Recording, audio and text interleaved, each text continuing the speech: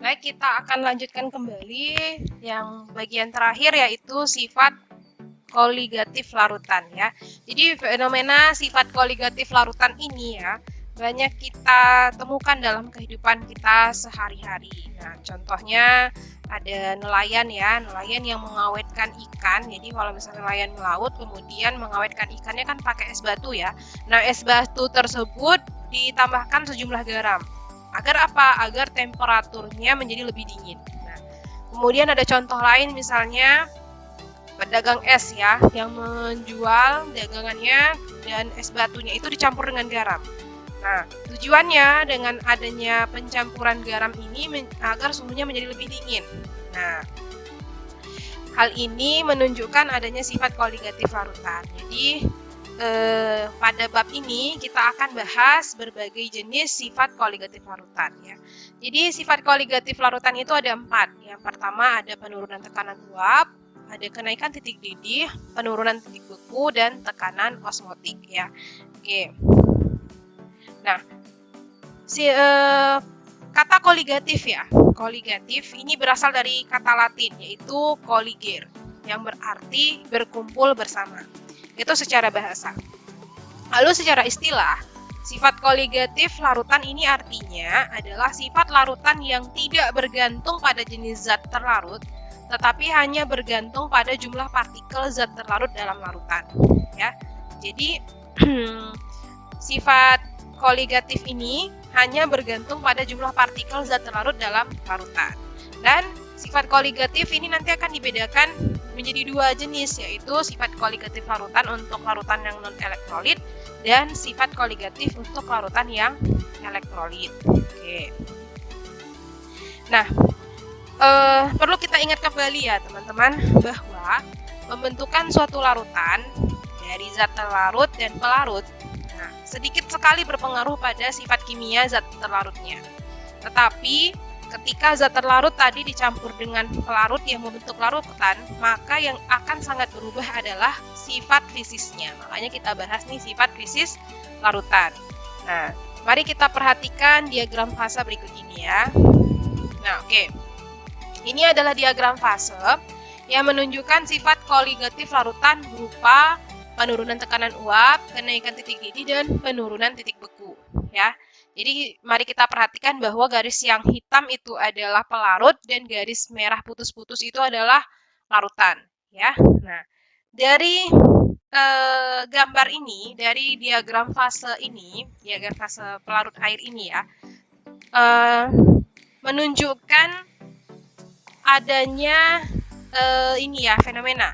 Yang pertama adalah ya, yang pertama kita lihat ini yang O dengan O aksen. Nah, bahwa tekanan uap pelarut ya, bahwa tekanan uap pelarut ini ya, bukan O aksen ya. P0 dengan P ya. Tekanan uap pelarut ya, itu lebih besar daripada tekanan uap larutan ya. Kalau kita lihat di sini ya. Ini kan ya, ini tekanan uap pelarut ya. Ini pelarut kan lebih besar nilainya daripada tekanan uap larutan. Nah, itu. Kemudian kalau kita lihat ini titik yang ini menunjukkan bahwa ini titik didih ya. Ya, ini TB titik didih ini ya. Menunjukkan bahwa titik didih pelarut ya, titik didih pelarut. Ini kan titik didih pelarut. Itu nilainya lebih kecil daripada titik didih larutan. Kalau dilihat dari garis kan ini lebih kecil daripada ini ya. Nah, kemudian kalau berdasarkan titik beku yang bagian ini ya, ini menunjukkan bahwa titik beku pelarut ya, yang ini garis hitam, lebih besar daripada titik beku larutan. Larutan ini garis putus-putus. Nah, jadi ini kita bisa lihat ya, ini delta P, delta TF, delta TB. Delta P ini tekanan uap, delta TB ini titik didih, TF ini titik beku. Nah, kalau ini kan garis suhu ya, 0 sampai 100. Oke. Nah, hal ini menunjukkan bahwa adanya zat terlarut itu dapat menyebabkan apa? Kalau misalnya nih ada larutan ditambah dengan ada larutan ya. Nah, ada zat terlarutnya ya, menyebabkan pertama terjadinya penurunan tekanan uap. Jadi ini dari sini ke sini. Jadi kan dia terjadi penurunan ya. Penurunan penambahan adanya zat terlarut membuat tekanan uap menurun. Kemudian bisa juga menaikkan titik didih nih delta TB.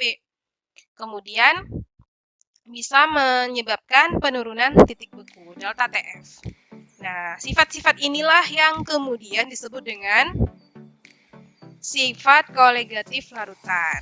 Nah, selain itu ada sifat yang lain yaitu tekanan osmosis, yaitu peristiwa antara dua larutan yang berbeda konsentrasi. Nah, ini juga dimasukkan sebagai salah satu sifat koligatif larutan.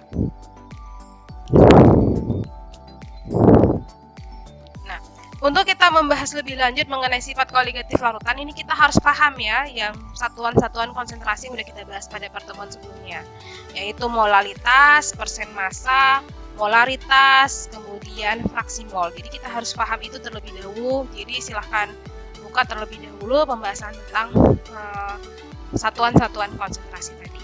Nah, yang pertama yang akan kita bahas adalah sifat koligatif larutan non-elektrolit.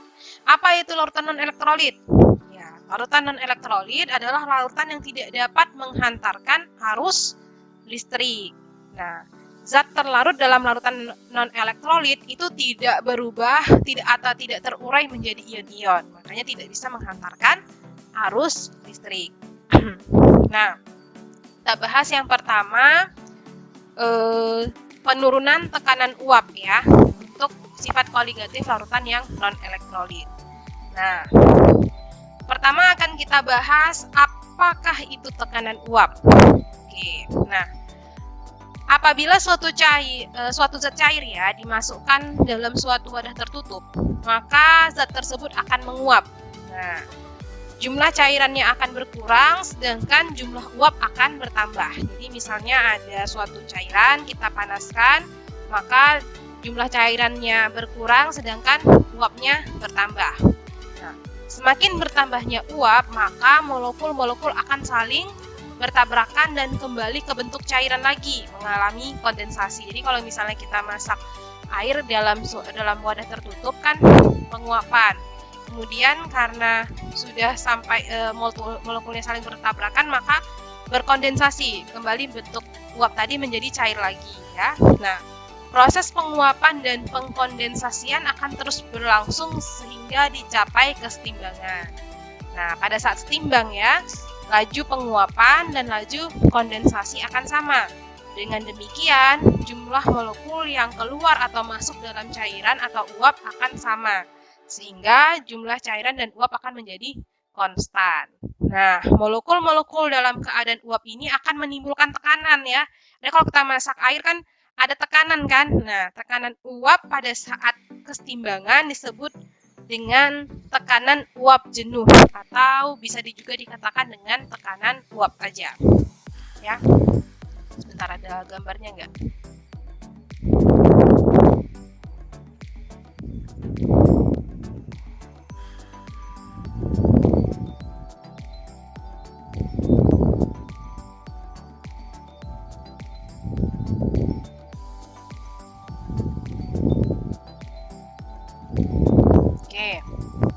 Nah, besarnya tekanan uap bergantung pada jenis zat dan suhu.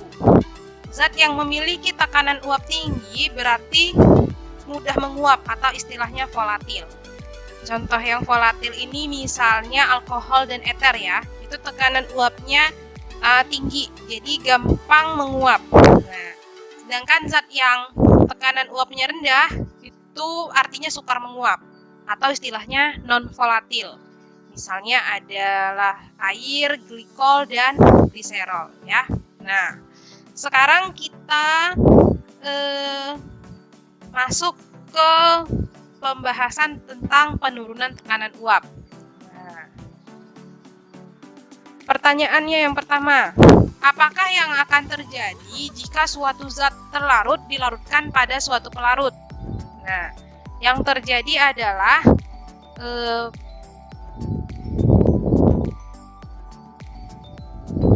penguapan dan pengkondensasian molekul pelarut, kemudian keberadaan zat terlarut membuat penguapan molekul pelarut berkurang sehingga tekanan uap menjadi berkurang. Ya, jadi misalnya nih, ada suatu zat ditambahkan ke dalam suatu pelarut. Ya.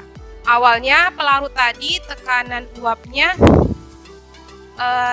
tinggi, kemudian karena ditambahkan zat terlarut, tekanan uapnya menjadi turun. Nah, itulah yang disebut dengan penurunan tekanan uap. Nah, kenapa hal ini bisa terjadi? Ya,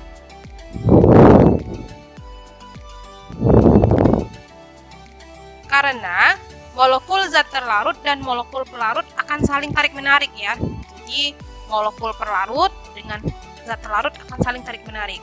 Artinya, molekul zat terlarut ini akan menghalangi penguapan zat pelarut ya. Ketika pelarut dipanaskan, ditambahkan zat terlarut, maka zat terlarut ini akan menghalangi penguapan dari zat pelarut itu. Nah, hal itu akan menyebabkan tekanan uap larutan ya, dari pelarut dibandingkan dengan larutan menjadi lebih rendah. Akibat apa? Akibat tekanan uap pelarut akibat tekanan uap jenuh pelarut murni.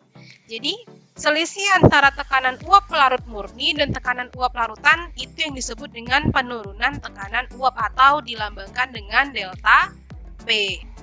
Nah, lalu fenomena ini dijelaskan oleh ilmuwan Prancis yaitu François-Marie Raoult ya. Jadi menurut Raoult, adanya penambahan zat terlarut ke dalam larutan akan menyebabkan penurunan tekanan uap pelarut. Nah, bagaimana cara menghitung penurunan tekanan uap ya? Pertama kita harus ingat dulu bahwa tekanan uap pelarut murni itu dilambangkan dengan P0. Kalau di slide ini P10. Nah, sedangkan tekanan uap larutan itu dilambangkan dengan P tanpa 0 ya. Kalau pelarut murni ada 0-nya. Nah, maka kalau mau kita hitung penurunan tekanan uapnya, itu rumusnya adalah delta P ya, penurunan tekanan uap delta P sama dengan P0 dikurang P. Ya. Nah, kemudian jika zat terlarutnya non-volatil, maka tekanan uap larutannya akan selalu lebih rendah daripada tekanan uap larut murni. Oleh karena itu, tekanan uap larutan dan penurunan tekanan uap akan bergantung pada apa? Pada konsentrasi zat terlarut dalam larutan ya. Nah, hubungan ini yang dinyatakan melalui hukum Raoult. Nah, jadi pada hukum Raoult ini yang untuk menjelaskan penurunan tekanan uap, banyaknya penurunan tekanan uap delta P itu sama dengan hasil kali fraksi mol zat terlarut ya, ini dengan dikali dengan tekanan uap pelarut murni. Jadi banyaknya tekanan uap pelarut itu sama dengan fraksi mol dari zat terlarut dikali tekanan uap pelarut murni. Jadi P sama dengan X fraksi mol dikali P0 ya. Oke. Nah, jika larutan hanya mengandung satu zat terlarut, maka fraksi molnya sama dengan fraksi mol sama dengan 1 dikurang fraksi mol kedua. Nah, sehingga dapat dituliskan tekanan uap pelarut murni dikurang tekanan uap pelarut sama dengan delta P sama dengan fraksi mol kedua dikali tekanan uap pelarut murni.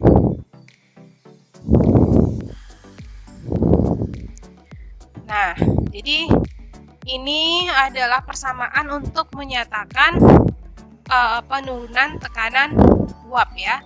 Jadi penurunan tekanan uap itu dapat dinyatakan menjadi P0 dikurang P ya.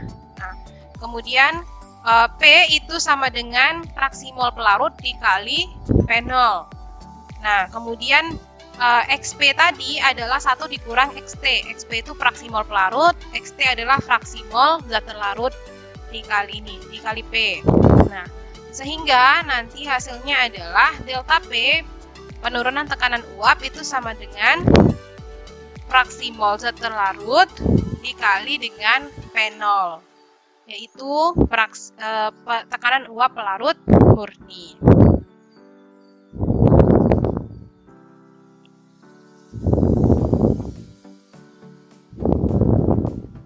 Nah, tekanan uap larutan didasarkan atas tekanan uap pelarut yang dipengaruhi oleh konsentrasi zat terlarut berbanding terbalik.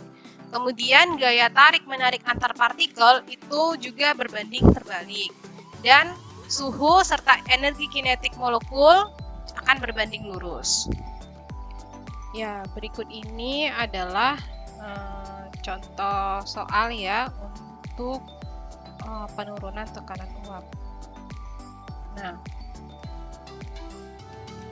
hitung tekanan uap larutan pada 25 derajat Celcius yang dibuat dengan melarutkan 158 gram gula pasir, yaitu gula pasir sukrosa ya. MR-nya, massa molekul relatifnya 342,3 gram per mol. Dilarutkan ke dalam air, yaitu berat airnya 641,6 gram air. Nah, kemudian di sini ada info lagi, jika tekanan uap air pada 25 derajat Celcius adalah 23,76 torr, berapakah penurunan tekanan uapnya? Nah, penyelesaian yang pertama adalah dengan menggunakan hukum Raoult. Tahap pertama adalah menghitung fraksi molnya terlebih dahulu. Fraksi mol masing-masing zat, ya baik terlarut maupun pelarut. Kemudian tentukan tekanan uap larutan dan penurunan tekanan uap. Jumlah mol masing-masing zat dihitung dengan menggunakan massa molar masing-masing ya. Nah, yang pertama kita hitung dulu mol sukrosa dengan cara membagi massanya dengan MR-nya. Ini kurang satuannya ya, atau seharusnya gram per mol. Jadi 158 gram dibagi 342,3 gram per mol. Hasilnya adalah 0,46 mol. Kemudian setelah didapatkan mol dari sukrosa, kita hitung mol air, yaitu gram air, berat air dibagi MR air. MR air itu 16. Jadi kita tuliskan 641,6 gram dibagi 16 gram per mol. Mol air adalah 35,64 mol. Nah, selanjutnya kita hitung apa? Fraksi molnya. Ya, fraksi mol air adalah dengan membagi mol air dengan mol total. Mol air tadi 35,64 dan mol totalnya ya kita tambah 35,64 ditambah 0,4 yaitu 36,1. Hasilnya 35,6 bagi 36,1 hasilnya 0,987 fraksi mol air. Nah, sehingga tekanan uap larutannya adalah yaitu dengan mengalihkan fraksi mol air dikali tekanan uap pelarut murni ya. Jadi kita kalikan fraksi mol pelarut dikali tekanan uap pelarut murni. Maka hasilnya adalah 0,987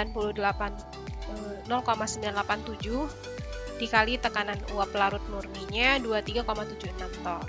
Maka tekanan parutan adalah 23,46 torr.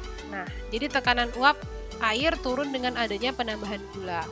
Besarnya penurunan tekanan uapnya adalah 23,76 dikurang 23,46, yaitu 0,3 torr ya. Oke.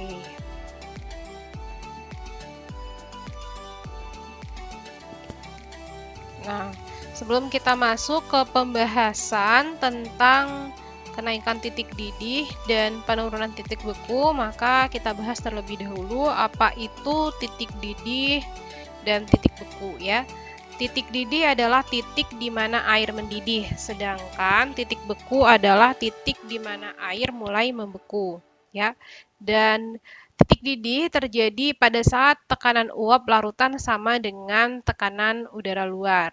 Kemudian, semakin rendah tekanan udara luar, maka semakin rendah titik didih, sehingga air akan lebih cepat mendidih di tempat yang tinggi. Jadi, titik didih ini dipengaruhi tekanan ya. Jadi, kalau kita di tempat yang tinggi, mendidihnya air itu tidak 100 derajat Celcius ya. Bisa titik didihnya menjadi lebih rendah.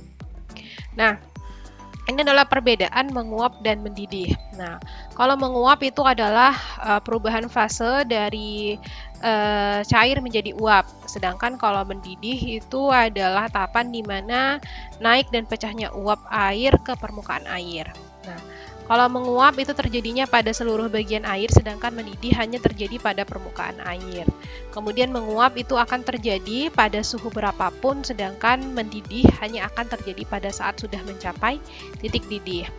Nah, air memiliki titik didih normal itu ya 100 derajat Celcius ya. Mohon maaf itu tanda derajatnya salah. Karena pada suhu tersebut tekanan uap air sama dengan 760 mmHg atau 1 atm tekanan udara di permukaan laut. Dan juga kita harus paham tentang titik beku. Titik beku terjadi pada saat tekanan uap larutan sama dengan tekanan uap padat. Titik beku tidak terlalu dipengaruhi oleh tekanan udara luar, beda dengan titik didih ya. Dan air memiliki titik beku 0 derajat Celcius. Karena pada suhu tersebut tekanan uap air sama dengan tekanan uap es. Nah, di situ. Oke, sekarang kita masuk kepada pembahasan kenaikan titik didih atau dilambangkan dengan delta TB. Ya, ini gambar diagram fase yang tadi ya. Di sini menunjukkan terjadi kenaikan titik didih ya, di mana ini adalah titik di mana pelarut mendidih. Kemudian ini adalah titik di mana larutan mendidih, di mana lebih rendah titik didih pelarut dibanding dengan titik didih larutan. Nah, jadi adanya penambahan zat larut itu dapat menjadikan naiknya titik didih ya. Oke. Nah, bisa digambarkan seperti ini. Ketika kita masak air ya, masak air tanpa ada campurannya. Titik didih air adalah 100 derajat Celcius. Tapi ketika kita tambahkan suatu zat terlarut ya ke dalam air tersebut, maka titik didih larutannya akan menjadi meningkat. Misalnya kita tambah garam atau kita tambahkan ya macam-macam. Kalau misalnya mau rebus ya kacang, rebus jagung, ya penambahan zat tadi ke dalam pelarut akan menaikkan titik didihnya. Jadi lebih bagus mana kalau kita masak? Apakah nunggu airnya mendidih dulu atau dimasukin barengan sama yang mau kita masak? Ya, lebih baik kita tunggu terlebih dahulu mendidih dulu. Ya, jadi kita tidak perlu menunggu lama untuk mencapai titik didih. Seperti itu ya. Oke. Nah, jadi yang pertama akan kita bahas apakah yang dimaksud dengan kenaikan titik didih. Nah, pasti semua sudah pernah melihat air mendidih ya, kalau masak air ya kan paling gampang ya. Nah, pendidihan suatu zat cair terjadi pada saat tekanan uapnya sama dengan tekanan lingkungannya. Jadi titik didih adalah suhu pada saat tekanan uap sama dengan tekanan luar ya. Nah, titik didih normal suatu cairan merupakan suhu pada saat tekanan uap sama dengan 1 atm. Ya, misalnya tadi tekanan didih normal air itu 100 derajat Celcius ya. Nah, udah kita bahas juga pada bab pembahasan sebelumnya bahwa zat terlarut kalau ditambahkan pada pelarut akan menurunkan tekanan uapnya. Lalu gimana nih kalau misalnya ada zat terlarut ditambahkan ke dalam pelarut? Apakah titik didihnya akan naik? Ya, titik didihnya akan menjadi meningkat ya. Nah,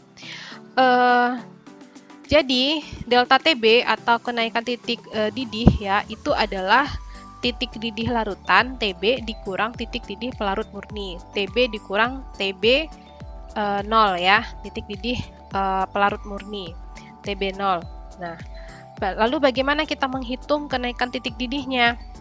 Ya.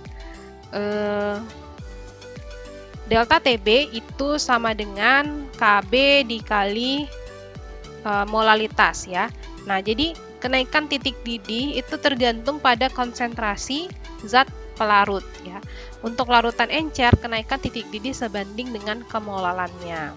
Maka di sini kita dapat menghitung ya bahwa kenaikan titik didih sama dengan KB dikali M, yaitu molal. KB ini adalah tetapan kenaikan titik didih larutan, itu sudah tetapan ya.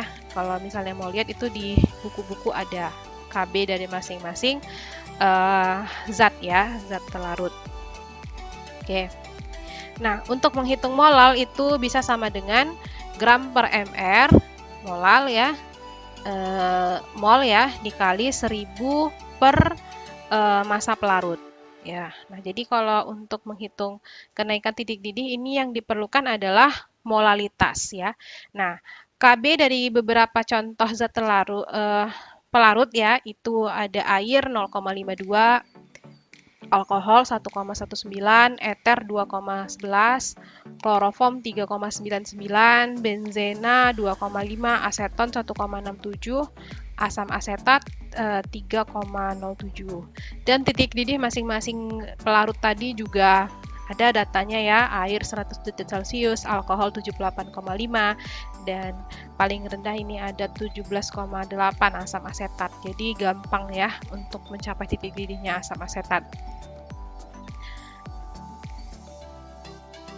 Oke, satuan dari tetapan kenaikan titik didih adalah derajat Celcius per molal ya. Nah, selanjutnya adalah penurunan titik beku, dilambangkan dengan delta TF ya. Nah, kalau dari diagram fase kita lihat di sini bahwa ternyata titik beku pelarut murni itu lebih besar ya. Ini kan garis pelarut, ini garis larutan ya.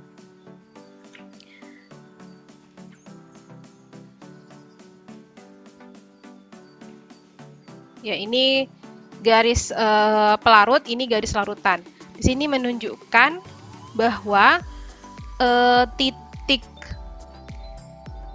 beku dari pelarut itu pelarut murni lebih besar daripada titik beku larutan ya. Nah, sehingga kalau untuk mengetahui delta TF penurunan titik beku, kita menggunakan kebalikan yang tadi. Titik beku pelarut murni TF0 dikurang TF titik beku larutan ya. Nah, untuk menghitung delta TF. Nah, untuk yang pasti penurunan titik beku itu nilainya lebih besar daripada 0. Dan untuk menghitung delta TF ya, rumusnya adalah KF dikali M. Jadi tergantung molalitasnya juga. KF ini apa? Penurunan tetapan penurunan titik beku ya. Di mana KF ini satuannya adalah Celcius per molal ya. Nah, jadi masing-masing zat pelarut juga sudah ada tetapan KF-nya ya. Air 1,8, benzen 5,1, fenol 7,3, titik bekunya juga sudah ada, diketahui ya, titik beku air 0, benzen 5,4, kemudian ada yang paling tinggi titik bekunya itu kamper 180 derajat ya, lumayan panas ya. Nah, jadi kedua-duanya baik kenaikan titik didih dan penurunan titik beku ini dipengaruhi oleh molalitas ya. Nah, ini adalah tabel ya, tabel KF dan KB dari beberapa contoh solvent pelarut ya, kemudian titik beku dan titik didihnya. Nah, sekarang ada contoh.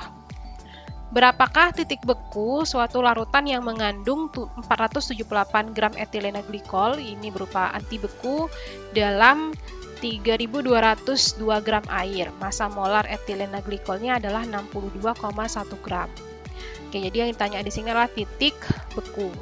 Yang pertama kita cari adalah delta TF, penurunan titik bekunya. Ingat tadi rumus penurunan titik beku adalah KF dikali M. Ya, jadi KF-nya sudah kita ketahui. Kemudian kita sekarang cari molalitasnya.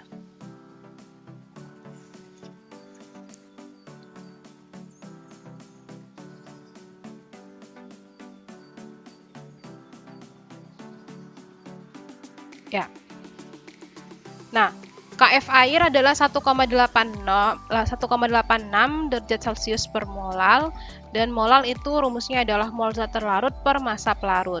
Nah, kita bisa cari molnya terlebih dahulu, yaitu 478 dibagi 62,1 dibagi dengan massa pelarutnya itu 3,202 kg pelarut. Maka hasil molalitasnya adalah 2,41 molal. Kita bisa cari delta TF-nya, yaitu 1,8 derajat Celcius per molal dikali 2,41 molal. Hasilnya adalah 4,48 derajat Celcius. Oke. Nah. Oke. Ya, sekarang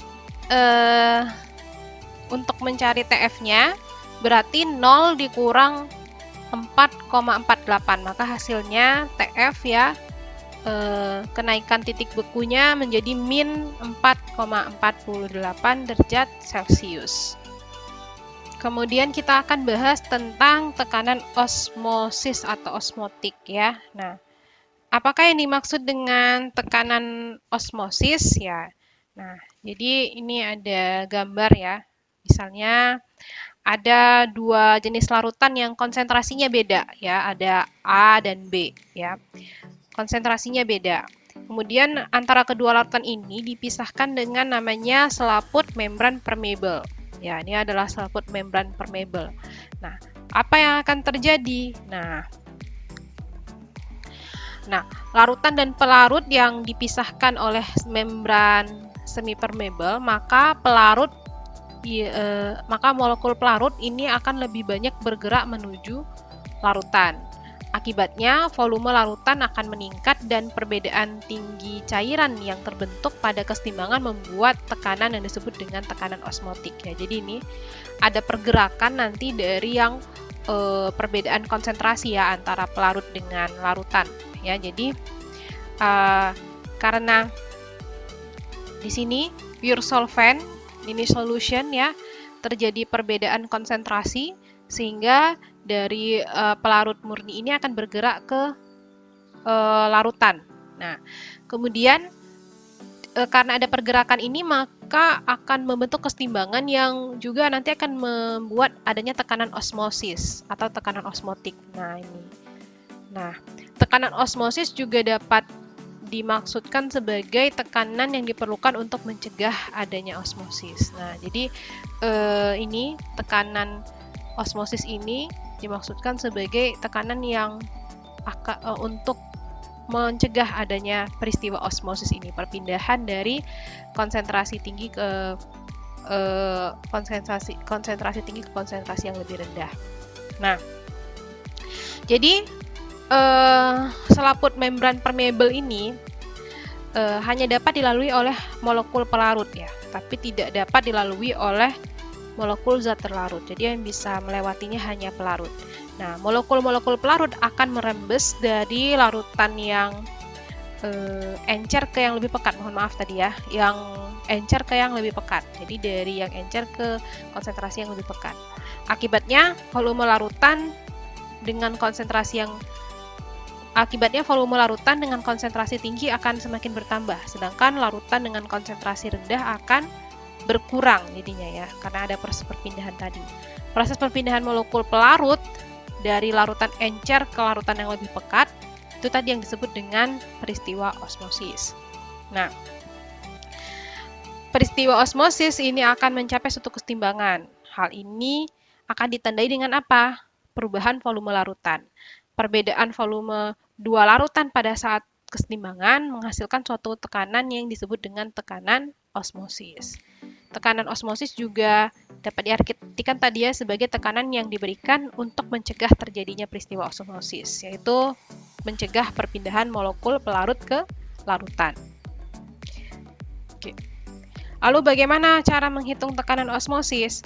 Nah, menurut Van Hoff, tekanan osmosis larutan encer dapat dihitung dengan persamaan gas ideal, yaitu V kali V sama dengan nRT, atau V dikali M dikali R dikali T, di mana V adalah tekanan osmosis dalam satuan atm, R adalah tetapan gas 0,082 atm liter per mol Kelvin, kemudian suhunya dalam satuan Kelvin, molaritas ya M, dan volume larutan.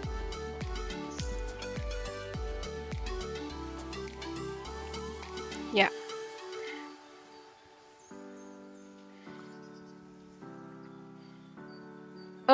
Peristiwa osmosis ini juga terjadi di dalam tubuh ya, misalnya karena di dalam tubuh kita ada sel, di sel itu terdapat membran semi permeable ya. Jadi misalnya ada sebuah sel dalam larutan yang sama isotonik, berarti perpindahannya tidak isotonik kan artinya sama ininya ya, konsentrasinya.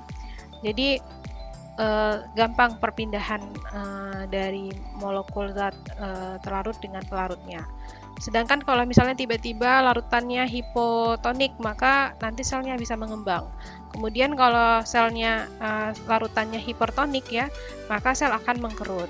Sama seperti halnya ketika kita minum air laut yang konsentrasi NaCl-nya jauh lebih tinggi daripada konsentrasi NaCl di dalam tubuh kita, maka sel kita bisa jadi mengkerut ya, karena keluar dari yang konsentrasinya lebih rendah ke konsentrasi yang lebih tinggi. Nah, selanjutnya bagaimana cara menentukan massa molar dari tekanan osmosis ya. Ini ada contoh seorang dokter meneliti sejenis hemoglobin, melarutkan 21 gram miligram protein dalam air pada suhu 5 derajat Celcius ya, sehingga terbentuk 1,5 larutan dengan tujuan menghitung tekanan osmosisnya. Pada kesetimbangan, larutan tersebut memiliki tekanan osmosis sebesar 3,61 torr. Berapakah massa molar hemoglobin tersebut? Kita ketahui bahwa tekanan osmotik itu Pi, R, dan T ya, yang diketahui di sini. Tekanan osmosisnya 3,61, R-nya 0,082, dan T-nya 5 derajat Celcius ya. Itu nanti kita ubah ke Kelvin. Nah, kita konversi dari torr ke atm dan dari Celsius ke Kelvin ya, dan gunakan persamaan tekanan osmosis untuk mencari molalitas. Kemudian kita hitung mol hemoglobin dari volume dan massa untuk mencari M. Nah, yang pertama 3,61 torr itu dikonversi menjadi atm, atmosfer menjadi 0,00475 atm. Kemudian suhu 5 derajat Celcius diubah menjadi Kelvin, jadinya ditambah 273,15 menjadi 278,15 Kelvin. Nah,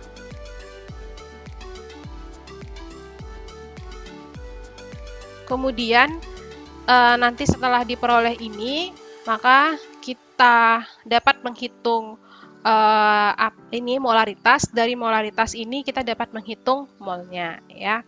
Oke. Nah, ini ada contoh lagi, bisa diperhatikan ya.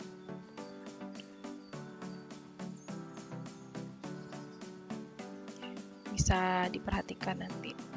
Ini ada contoh-contoh yang lain. Oke.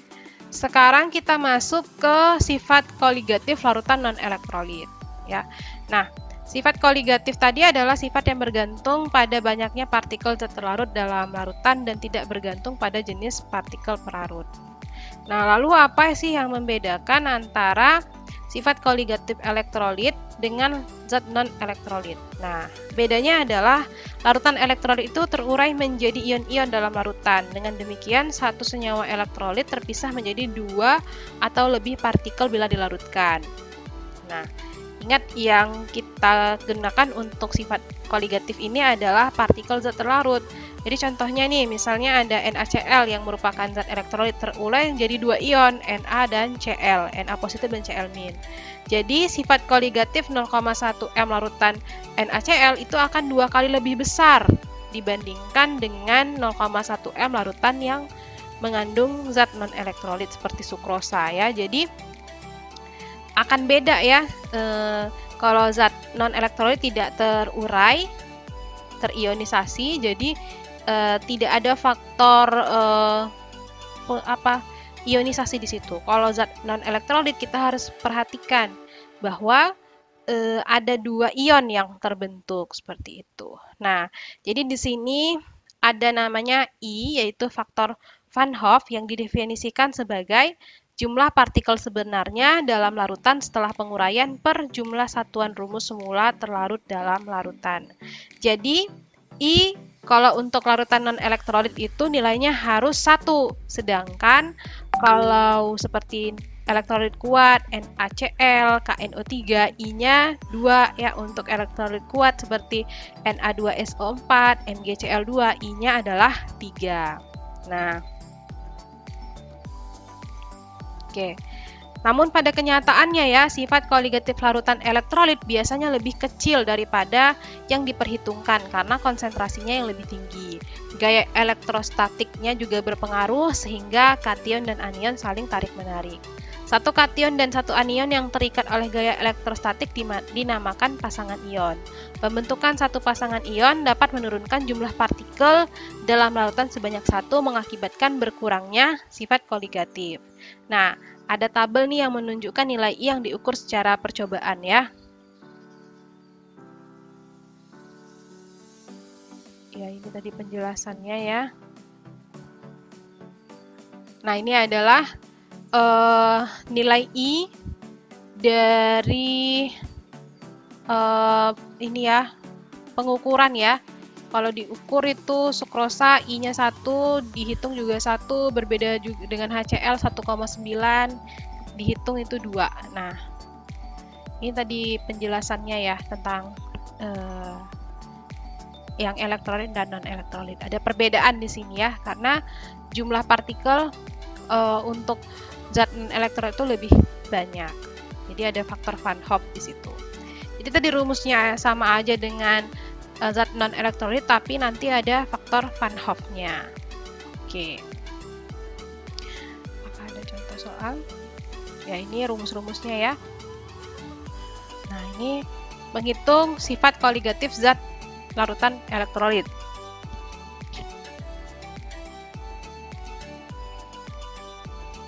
Berapa penurunan titik beku larutan berikut ini jika dalam air diketahui nilai Kb-nya adalah 1,86, untuk larutan glukosa 0,1, larutan NaCl 0,1.